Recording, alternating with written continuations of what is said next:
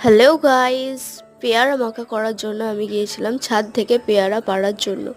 হঠাৎ একটা হুড়মুড় শব্দ শুনে যখন নিচে নেমে যাই, দেখি একটা বড় পেয়ারা গাছের ডাল ভেঙে পড়েছে। ভালো করে দেখার পর বুঝতে পারলাম যে অনেকগুলো পেয়ারা থাকার ফলে গাছের ডালটা ভেঙে পড়ে গেছে। এখানে দেখো, বুনিকে আমি বলেছি একটা বড় জায়গা দে, তাতে পেয়ারা রাখবো। ও কি করেছে, ও আমাকে একটা বালতি ধরিয়ে দিয়েছে। আমিও ওর কথা মতো বালতিতে পেয়ারাগুলো রাখা শুরু করি। এখানে পেয়ারাগুলো পাড়ছিলাম আর আমি ভাবছিলাম এখানে এত পেয়ারা কি করা যায়, কারণ এত পেয়ারা আমাদের দুটো মানুষের খেয়ে শেষ করা সম্ভব নয়। আর হ্যাঁ, আমার গলার ভয়েসটাকে এখন তোমরা একটু ইগনোর করো, কারণ আমার জ্বর সর্দির কারণে গলা খারাপ হয়ে গেছে।